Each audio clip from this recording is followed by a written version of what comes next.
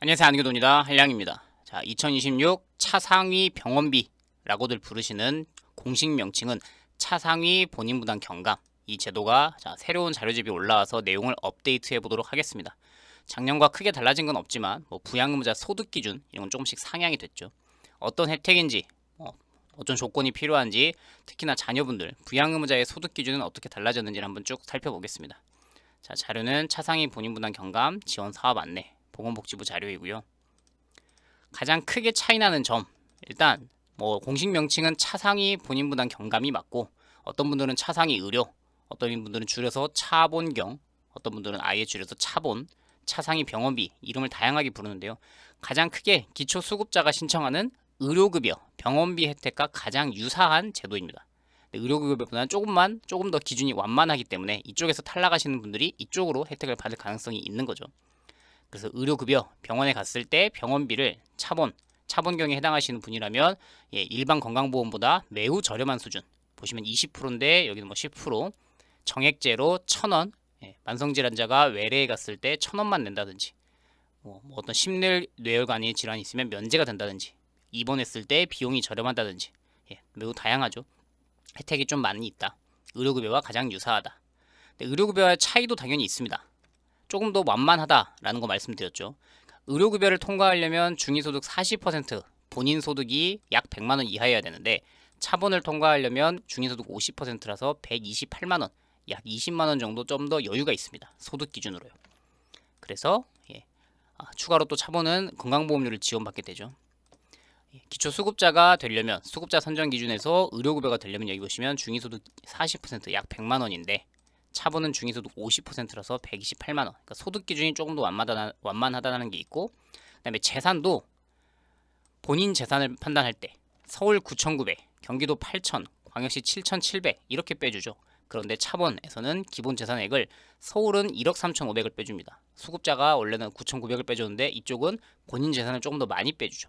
경기도도 1억 3,500, 광역시 세종시도 마찬가지로 1억 3,500. 그래서 광역시, 세종시, 창원시, 경기도, 서울, 수도권에 사시는 분이라면 약 1억 3천의 돈이 있어도 본인 재산은 없는 것으로 친 기본 재산을 많이 공제받을 수 있습니다. 다른 지역이라면 8,500만 원 정도 되겠고요. 일반 재산, 주거용 재산, 금융재산, 본인이 가지고 있는 모든 재산을 다 공제하고, 자동차는 기준에 맞으면 일반 재산으로 취급하기 때문에 역시나 빼줍니다.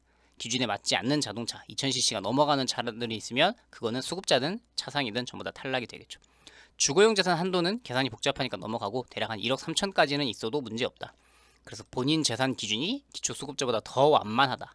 아까 서울은 9,900, 경기도 8,000이었는데 여기는 1억 3천까지 있어도 되니까 재산 때문에 아슬아슬하게 탈락하시는 분이라면 이쪽을 신청하면 되겠죠. 또 부양의무자, 이제 본인을 기준으로 대부분 어르신들이 신청한다고 가정하면 자녀분들, 며느리, 사위, 아들, 딸 이런 분들의 소득을 부양의무자의 소득이라고 하는데, 의료급여 수급자가 되려면은 자녀들의 소득과 재산 두 가지를 다 보고요. 차본경은 소득만 보기 때문에 당연히 또 이쪽이 유리합니다. 부양의무자의 실제 소득을 기준으로 부양 능력을 판단한다. 재산은 미적용, 판단하지 않겠다. 부양 능력이 있는지 없는지 OX만 판단하겠다. 그래서 의료급여 쪽에서 부양의무자의 내가 재산 때문에 탈락했다 하는 분이라면 당연히 소득은 통과할 테니까 이쪽으로 넘어오면 유사한 혜택을 받을 수 있게 되는 거죠. 그 다음에는 혜택 중에서는 의료급여 1종, 2종 받으시는 분들이라면 연장 승인 절차가 너무 번거롭다, 선택병원 지정도 너무 번거롭다 하시는데, 차본경 이쪽은 또 없습니다. 그래서 그런 혜택도 차이가 조금 있다는 거. 자, 필요 서류 어떤 사람이 신청할 수 있냐? 진단서가 나와야 되는데, 보통 이제 만성질환자, 고혈압, 당뇨, 고지혈증, 심뇌혈관제 질환 이런 걸 이제 어르신들이 대부분 약을 평생 복용하시는 분들이 많을 거예요. 그러면 의사 선생님한테 가서 상담을 해보실 때 내가 진단서가 나오냐? 그 진단서에 6개월 이상이라는 표현이 기재되냐, 치료라는 표현이 기재되냐, 만성질환이라는 것이 기재되냐, 이 세 가지가 반드시 들어가야만 진단서가 완성된 진단서가 되겠습니다.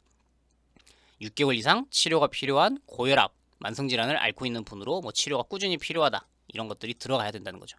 그래서 차상위 본인분당 신청서는 진단서가 중요하겠다. 소견서, 입퇴원 확인서, 진료 확인서 안 되고 진단서여야 됩니다. 본인 것 진단서. 부양의무자 것, 기초수급자는 금융동의서 같은 걸 받아와야 되는데 이것도 제출할 게 없죠. 왜냐면 소득만 보기 때문에 금융재산을 보지 않아서 자녀들한테 뭘 받아올 서류 없이 본인의 진단서만으로 신청할 수 있습니다.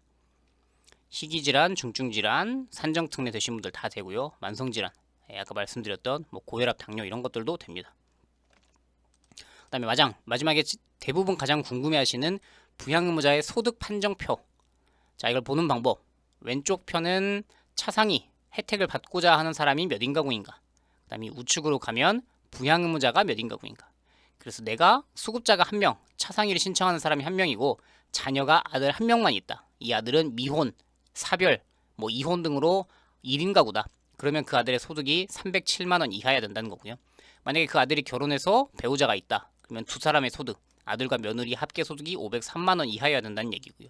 그 아들이 손자, 손녀까지 낳아서 3인 가구다. 그럼 643만 원이어야 된다는 소리입니다. 그래서 자녀가 여러 명이다. 3명이다. 근데 그 3명이 다 각각 따로따로 산다. 그러면 전부 다 1인, 1인, 1인. 307만 원의 기준을 첫째 아들, 둘째 딸, 셋째 아들 1인이 전부 통과해야 됩니다. 그래서 어떤 자녀는 결혼을 했다. 어떤 자녀는 손자까지 있다. 어떤 자녀는 손자와 손녀까지 4인 가구다. 그거에 따라서 이 판정표는 달라집니다. 자, 그렇게 해서 오늘은 차상위 본인부담 경감 어떤 혜택과 부양의무자 소득 기준까지 전반적으로 살펴드렸습니다. 또 다른 유용한 정보 있을 때 찾아오도록 할게요. 안녕히 계십시오.